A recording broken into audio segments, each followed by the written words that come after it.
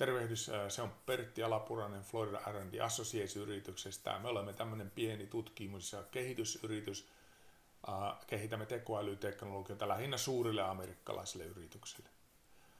Me myös kehitämme omia tuotteita ja teknologioita, ja tämä video on meidän dokumenttien prosessointiteknologiasta, jolla voidaan etsiä tietoa hyvin suuresta määrästä dokumentteja, sekä voidaan sitten tehdä erilaisia operaatioita käyttäen tekoälyä.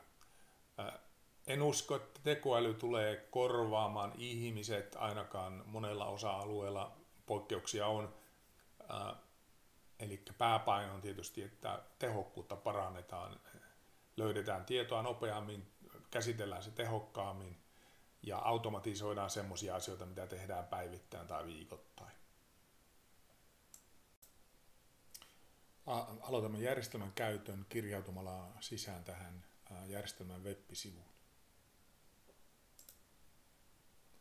Ensimmäinen näkymä on My Files, joka on tavallaan file manageri, jossa näkyy käyttäjän hakemistoja ja tiedostoja.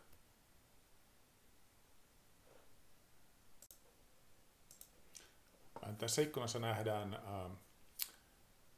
erilaisia portaaleita, eli tässä on tiedostot. Tiedostoja voi jakaa muiden käyttäjien kanssa. Tämä on tavallaan Teams-toiminto, tai siis sisäänrakennettu tiedostojen jakotoiminto. Meillä on myös koodigeneraattori, sitten on ChatGPT-ikkuna, joka tarkoittaa sitä, että voidaan kysyä kysymyksiä tekoälymallilta ilman, että lähetetään ne minnekään organisaation ulkopuolelle. Skripti, tämä on järjestelmä, jossa voidaan tehdä tekoälyohjelmia ilman, että tarvitsee osata ohjelmointia, ja sitten dokumenttien hakuikkuna. Tämä dokumenttien haku perustuu tekoälyteknologiaan, ja tällä haetaan dokumenttia sisällön perusteella tai sen perusteella, vastaako nimi käyttäjän kuvausta dokumentin nimistä.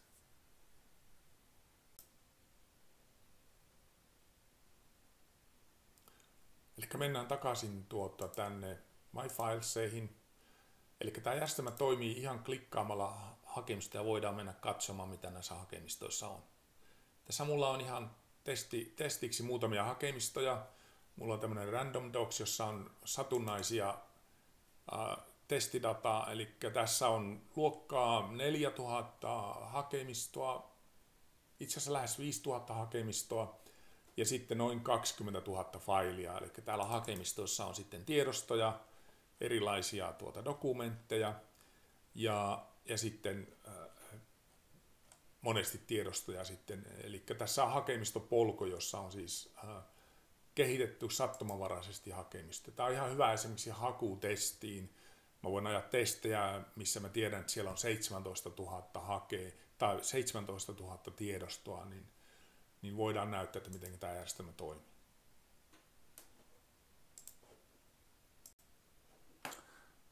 Kaikki dokumentit tässä järjestelmässä on tietokannassa, tai alkuperäinen dokumentti on tallennettuna kryptattuna hakemistoon, mutta muu tieto on tietokannassa semmoisessa muodossa, että se voidaan tekoälyllä välittömästi prosessoida.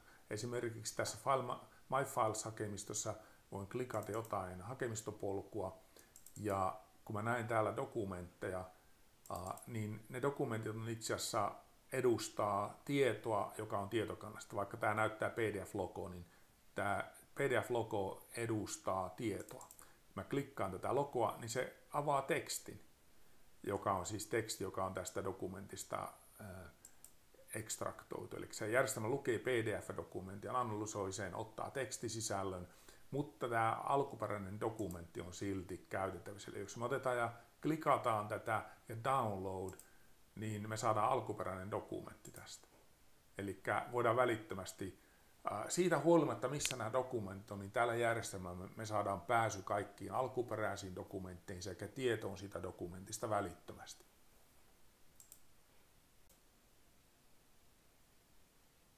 Seuraavaksi näytän, miten haetaan dokumentteja. Eli meillä on useampi tapa tehdä niitä, joko skriptissä voidaan tehdä ohjelma, jolla niitä haetaan, tai sitten mennään dokumenttien hakuportaaliin. Eli tässä dokumenttien hakuikkunassa meillä on erilaisia asioita, minkä perusteella voidaan etsiä dokumentteja. Eli voidaan sisällön perusteella hakea, dokumentin laajennuksen perusteella, esimerkiksi .pdf, .docx, tai sitten voidaan hakea tämmöisen niin kuin, dokumentin nimeen tai sen nimeen voidaan niin kuin kuvailla, että mitä se nimi voisi olla tai mitä se tarkoittaa. Eli koska tämä perustuu tekoälyyn, niin näiden ei tarvitse olla tarkkoja. Esimerkiksi sisällön perusteella tehtävä haku, niin tämä ei esimerkiksi välitä siitä, että millä kielellä se on. Koska jos mä panen tähän esimerkiksi suomeksi hakukriteeriin, niin se löytää myös vastaavat dokumentit ruotsiksi tai englanniksi, koska se perustuu sen sisällön merkitykseen. Ei suinkaan mitä tässä kerrotaan, vaan siihen, että mistä kerrotaan ja mitä se tarkoittaa. Voin panna tähän kyllä ihan avainsanojakin. Esimerkiksi tehdäänpä tämmöinen koe, missä me pannaan tänne vaikka varusmiespalvelus, koska meillä on suomenkielisiä dokumentteja. Tai puhutaan varusmiespalveluksen lainsäädännöstä. Mulla nyt ei ole äkkösiä tässä nopeasti, mutta kyllä tämä varmaan toimii. Sen jälkeen meidän pitää määritellä, että mistä me etsitään. Eli me vain valitaan tänne hakemisto. Esimerkiksi minä haluan etsiä tästä Random Docs hakemistosta. Mä tiedän, että siellä on luokkaa varmaan lähemmäs 20 000 erilaista dokumenttia, jotka mä oon generoinut ihan tätä testiä varten. Ja suurin osa niistä dokumenteista on samoja dokumentteja eri nimillä ja eri paikoissa ja vähän eri versioita, eli synteettistä materiaalia. Sitten me valitaan thresholdi, eli koska tämä perustuu tekoälyyn, niin meidän täytyy kertoa, että kuinka lähellä sen asian täytyy olla. Että jos me puhutaan vaikka varusmiespalveluksen lainsäädännöstä, niin me voidaan matchata hyvinkin kaukaisia asioita, joilla on jotain tekemistä varusmiespalveluksen lainsäädännön kanssa tai lainsäädännön kanssa. Tai sitten me halutaan, että tarkkaan ottaen pitää niin kuin juuri tarkkaan puhua tästä asiasta. Tämä on vähän erilainen haku kuin mihin ollaan totuttu jossain perinteisessä systeemissä. Mä panen tässä thresholdin. Tämä threshold on käytännössä 0,1:1. Mä panen tähän arvoon 0,5, mikä tarkoittaa, että asioiden pitää olla kohtuudella. Niillä pitää jotain tekemistä olla. Sitten me valitaan 10 tulosta, 10 tiedostoa, ja jokaista tiedostosta me halutaan 2 lauseketta. Koska tämä perustuu sisällön ymmärtämiseen, niin nämä dokumentit on pilkottu pieniin lausekkeisiin, palasiin siis, joista jokainen palanen on lauseke tai muutama lauseke, ja jokainen niistä on käsitelty erikseen, joten kun me löydetään tietoa, voidaan etsiä sisällöstä palasia. Nyt me ollaan kaikki inputit on kohdallaan ja sitten tehdään haku.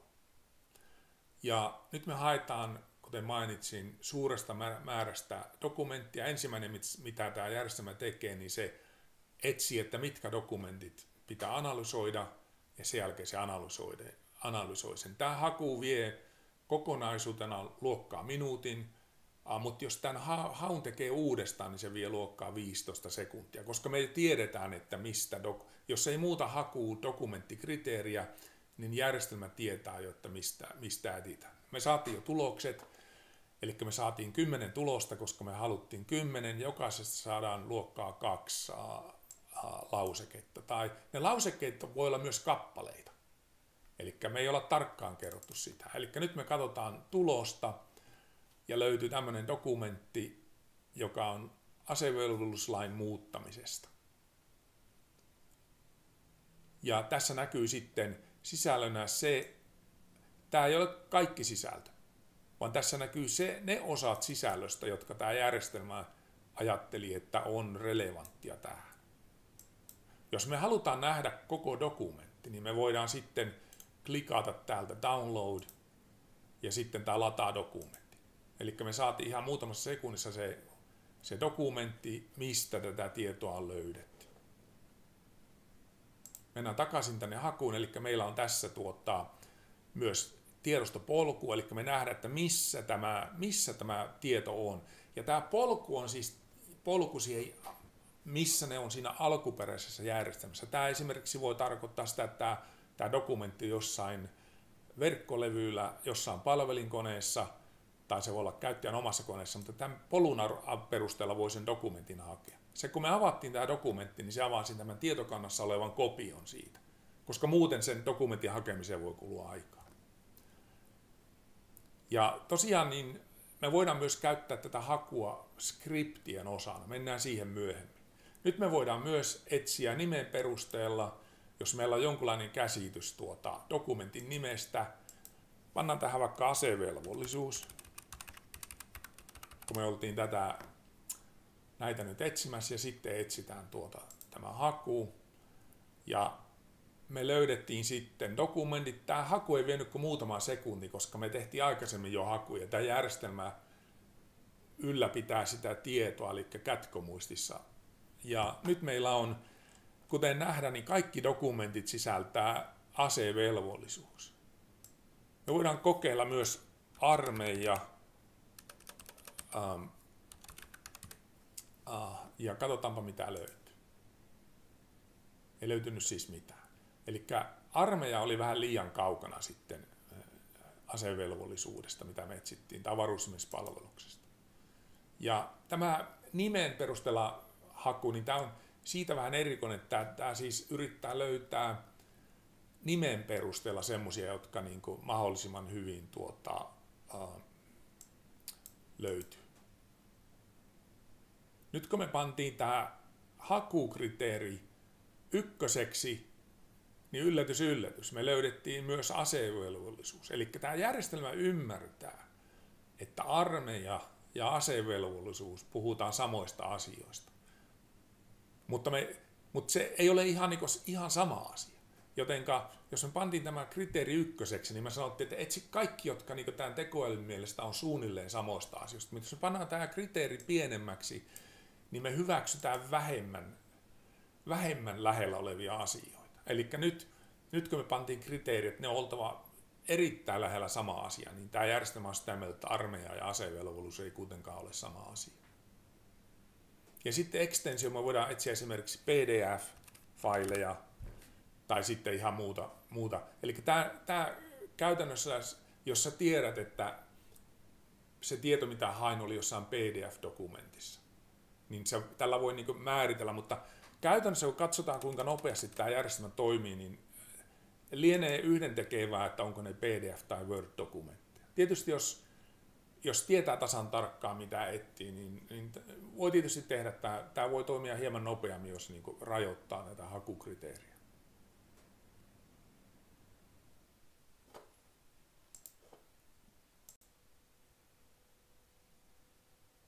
Seuraavaksi tehdään skriptejä, eli pieniä tekoälyohjelmia. Näiden tarkoituksena automatisoida ja tehdä siis sekvenssejä eri operaatioista. Meillä on tässä useampi valikko. Meillä on script-menu, mistä voidaan valita tallentaa, ladata, exportoida, import, eli nämä skriptit tekoälyohjelmien käsittely. Sitten voidaan lisätä operaatioita. Sitten voidaan editoida inputtia. Tämä input-editointi tarkoittaa sitä, että me voidaan vakioida tavallaan input-parametrit skriptille, jos me automatisoidaan enemmän. Mutta näytetään päätarkoitukset ensin, eli ladataan olemassa oleva demoscript, joita mä oon tehnyt, esimerkiksi web-haku-iltalehti.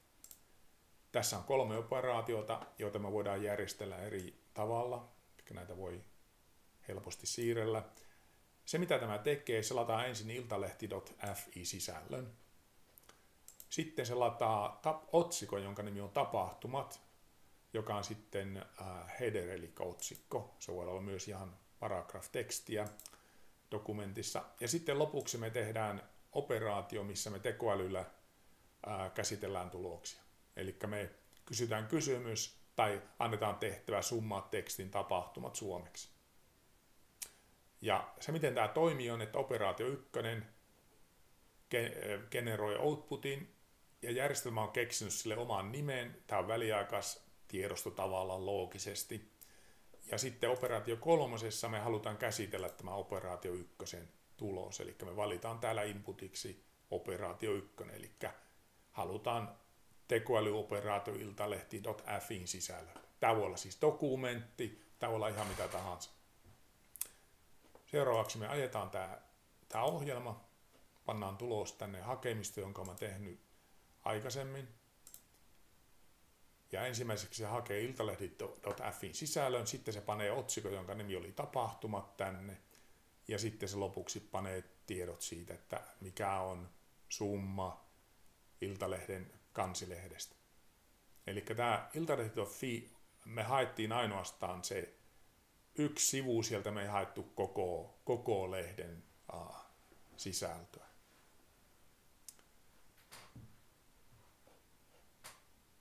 Ja me saatiin yhteenveto artikkeleista. Zelenski on käynyt Suomessa. Jussi Kaalassa on ollut ongelmia. Mielenkiintoista. Eli me saadaan tavallaan automatisoida 3 operaatiota, jotka voidaan ajaa helposti. Mennään ja katsotaan lisää esimerkkejä. Eli seuraavaksi otetaan ja verrataan dokumentteja. Jos meillä on 2 dokumenttia, joita me halutaan verrata, niin me voidaan tehdä ohjelma, jossa me verrataan niitä. Tässä tapauksessa meillä on 2 dokumenttia, perustelumuistio ja hallituksen esitysdokumentteja. Katsotaan mitä ne on. Eli nämä on näitä testidokumentteja, mitä mä oon ihan ladannut internetistä tänne järjestelmään. Ja sitten ajetaan tämä vertailu.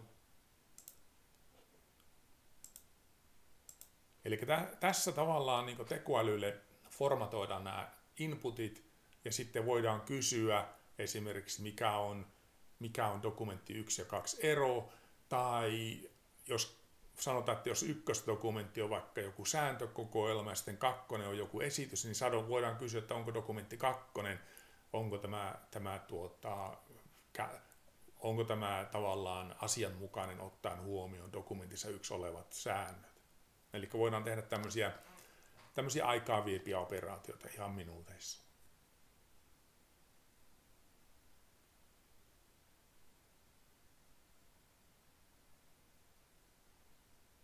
Se, että kauanko operaatiossa menee, riippuu tietysti siitä, kuinka paljon on materiaalia inputissa ja sitten siitä, kuinka monimutkainen operaatio. Me voidaan tehdä paljon monimutkaisempia juttuja. Voidaan tehdä esimerkiksi listaa, että tee 1, tee tämä, 2, tee jotain muuta yhdessä operaatiossa. Me voidaan siis antaa ihan lista tehtäviä tälle järjestelmälle. Tai sitten voidaan panna iso kasa näitä operaatioita peräkkäin ja yhdistää tulokset. Eli me saatiin lopputulos ja täältä löytyy siis tarkoitus ja sitten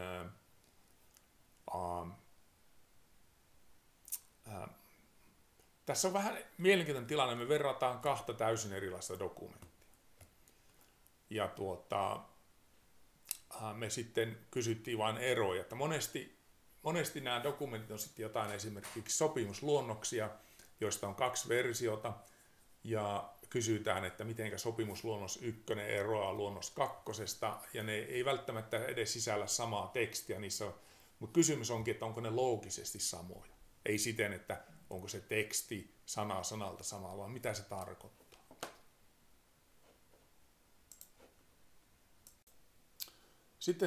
Sitten tehdään skripti, missä etsitään tietoa. Aikaisemmin mä näytin, että miten etsitään tällä hakuportaalilla tietoa. Mutta me voidaan tehdä se haku ihan niin kuin tällä skriptiohjelmalla. Eli tässä on ideana se, että me voidaan automatisoida asioita hyvin pitkälle. Tässä on 3 operaatiota. Ensimmäinen on haku, ja tämä haku on vähän samanlainen kuin hakuportaalissa. Tässä on muutama ero. Eli kun me haetaan dokumenttia, joita halutaan tekoälyllä käsitellä, niin me voidaan lisätä niihin dokumentteihin metainformaatiota. Esimerkiksi dokumentin ID, dokumentin nimi ja se hakemistopolku ja sitten sisältöä. Ja muuten haku voi olla ihan samanlainen.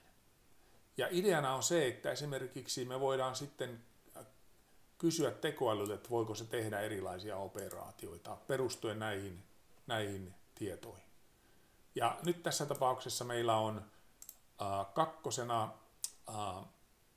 operaatio, missä me sanotaan, että tee lyhyt lista dokumenttien nimistä ja summa dokumenttien tekstistä. Tässä tapauksessa tekstistä, mikä vastasi tätä dokumentin sisältöä, koska me halutaan tehdä summaa, jos me sanotaan, että tee summa dokumenttien tekstistä ja meillä on 20 000 dokumenttia. Sekin on mahdollista, mä voin näyttää esimerkki, jos kiinnostaa. Mutta mä en ole ihan varma, että kuinka hyödyllinen se on. Jos haluaa tehdä summan siitä, että kaikista tiedosta, mitä ollaan verkkolevyllä, niin kyllä se onnistuu. Mutta mä en ole varma, että onko se hyödyllinen. Ja, eli tässä se, mitä tämä teksti tässä vastaa, on se, että mikä vastasi tätä hakukriteeriä, koska meillä on kirjastodokumentteja, jotenka kun me sanotaan, että tee summa tekstistä, niin se tarkoittaa tekstistä, joka vastasi meidän hakukriteeriä. Okei. Ja sitten ajetaan tämä ohjelma.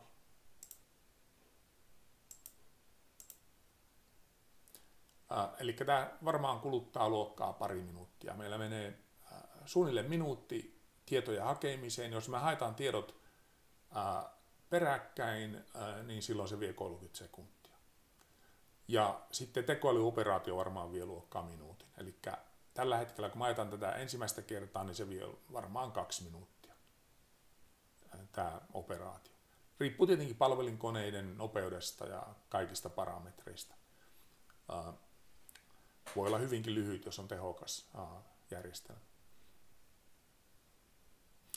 Ja lopuksi me tallennetaan tämä dokumentti, unohtu sanoa.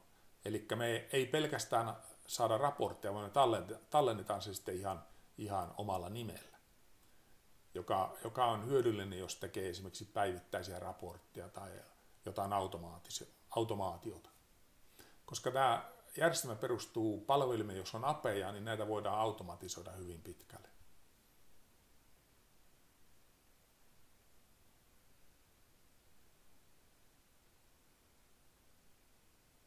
Odotetaan tulosta hiukan. Ja no niin. Eli me saatiin lista dokumenttien nimistä.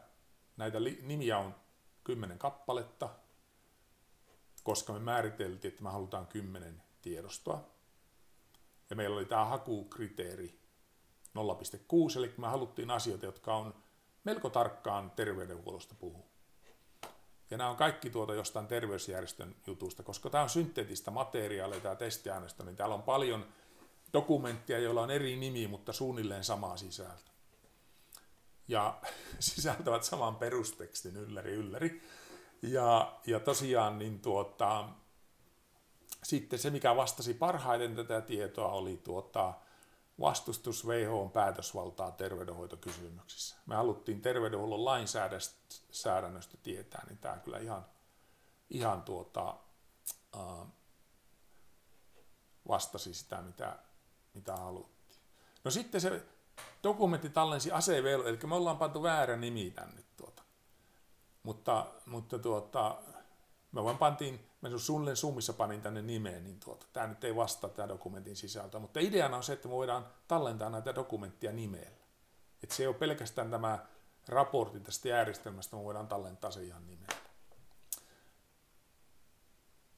Nyt tätä hakua voidaan nyt käyttää automaationa. Ja voidaan siis lisätä useampia, eli me voidaan lisätä näitä hakuoperaatioita ihan useampia. Eli mä lisään tänne toisen hakuoperaation, joka on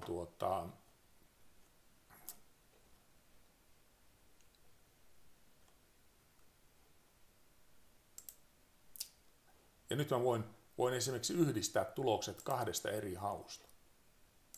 Ja tähän mä voin hakea, jos mä hain vaikkapa jostain kasasta dokumentteja jossain hakemistossa, voin myös etsiä samat jutut jostain toisesta kasasta dokumentteja. Tämä voi olla ihan eri tietokoneellakin, koska me voidaan tavallaan tällä järjestelmällä tuoda tietoja eri lähteistä. Me voidaan sitten yhdistää näitä hakuja. Ja sen jälkeen voidaan tekoälyllä yhdistää nämä tulokset. Tai sitten panna ihan raporttiin nämä tulokset ihan sinällään. Eli me valitaan täältä Add Result to Output. Tämä tarkoittaa, että pannaan ne tulokset lopputulosraporttiin sellaisenaan kuin löytyy. Eli ei meidän tarvitse välttämättä tehdä tekoälyprosessia ollenkaan, voidaan käyttää pelkästään hakua. Ja tämä haku voidaan sitten valita täältä joku hakemisto, jonka jälkeen meillä on 2 hakuoperaatiota, joista molemmat laittaa tulokset outputtiin, eli yhdistetään tulokset. Tässä mielikuvitus on rajana, mitä tällä järjestelmällä voi tehdä.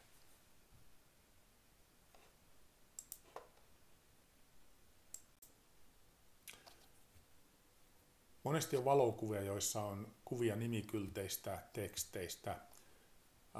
Tämmöiset valokuvat voi monissa tapauksissa automaattisesti lukea. Eli ladataan valokuva systeemiin. Mä valitsen täältä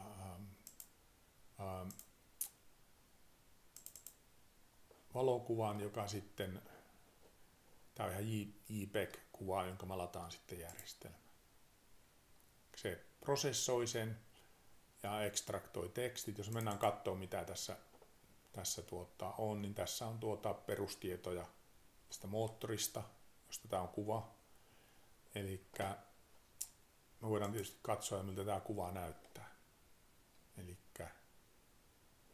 mennään tänne ja valitaan tämä kuva. Tämä sanoo, että se on JPEG, mutta sitten tyyppi on teksti. Eli tämä edustaa tekstiä kuvasta, mutta jos me ladataan tämä alkuperäinen juttu, niin siitä tulee kuvaa. Mä näytän sen kuvan. Se, että minkä laatusta materiaalia voi käsitellä, riippuu tietysti aika paljon monesta tekijästä. Tässä tapauksessa tämä kuva on hyvälaatuinen, mutta tämä on kuitenkin pikseleitä. Tämä ihan vain internetistä lataa siihen. Eli tämä nyt on harvinaisen selvä kuva, tämmöistä käytännössä ei varmaan koskaan ole kentällä. Mä näytän tämän ihan esimerkin takia. Ja sitten katsotaan mitä voidaan tehdä tällä. Takaisin tähän työkaluikkunaan. Ja kuten huomattiin, niin me saatiin perustiedot. Nyt me voidaan mennä ja käyttää esimerkiksi tekoälyä näiden tietojen käsittelyyn. Eli ladataan skripti, missä me aletaan kyselemään tietoa tästä kuvasta, joka me otettiin. Eli se on nyt dokumentti tässä järjestelmässä. Eli vaikka se alun perin oli valokuva, me valitaan tämä kuvaa täältä. Voidaan kysyä, että mitä on moottoriominaisuuksia. Ja ajattaa ohjelma. Tämän jälkeen me saatiin siis raaka teksti tästä kuvasta. Eli tässä on komponenttina tekoälypohjainen tekstin lukeminen kuvista. Ja me sitten tavallaan annettiin se raaka teksti tuosta nimikyltistä ja kysytään asioita siitä. Eli vaikka meillä on pelkästään teksti siitä, niin tämä järjestelmä ymmärtää tuota. Eli se ymmärtää, että tässä on AC-induktiomoottori ja ymmärtää sitten frame size, kaikki nämä jutut. Eli se on yllättävää, kuinka hyvin me saatiin tästä nämä tiedot. Esimerkiksi se, että montako ampeeria on, löytyi ihan oikein. Ja montako hertsiä, eli tämä on selvästikin Amerikan markkinoille tarkoitettu. Kysytään sitten suomeksi vaikkapa, että montako ampeeria moottori kuluttaa tai tarvitsee. No, tämä varmaan onnistuu sama juttu. Eli nyt me siitä nimikyltin tiedosta voidaan kysyä spesifisiä tietoja.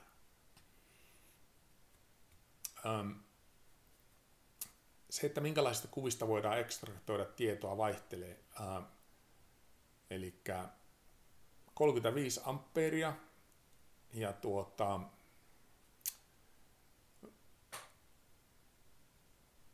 tämä vastaus on ihan oikein. Eli koska tämä järjestelmä ymmärtää perusasiat moottoreistaan, niin se myös ymmärtää, jos meillä on joku nimikyltti, niin se myös ymmärtää, mitä ne tiedot tarkoittaa. Me voidaan sitten tehdä tietysti monia muita operaatioita, eli me voidaan myös yrittää ymmärtää käsinkirjoitettua tekstiä tai kaunokirjoitusta. Eli otetaan ja ladataan kaunokirjoituskuva. Ja tämä tietenkin menee aika mutkaiseksi. Eli mä lataan tämmöisen esimerkin, jossa on kaunokirjoitustekstiä. Ja ei välttämättä oleteta, että me pystytään tämä 100% lukemaan, mutta mä näytän tämän kuvan tässä ensin, niin me ymmärretään, minkälaista materiaalista on kysymys.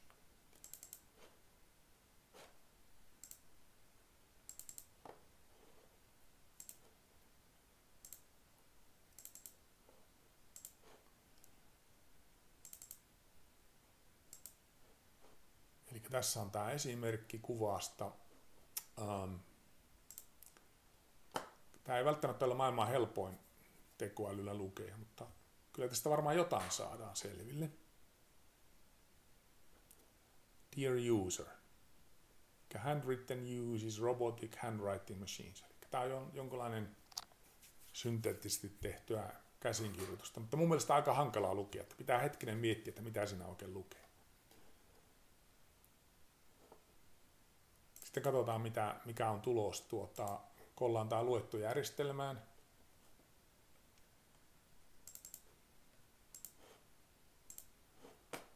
Nyt mennään ja avataan se dokumentti.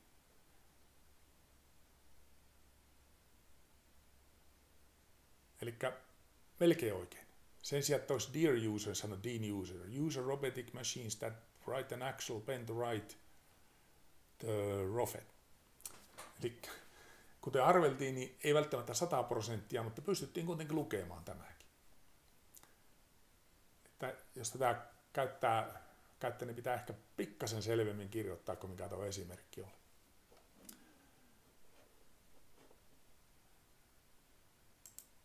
Näitä voi modifioida. Tässä on paljon parametreja näissä operaatioissa, eli kuvien lukeminen on vaativaa ja onnistuu, ei kaikissa olosuhteissa onnistu, mutta joissain tapauksissa voi olla hyödyllistä.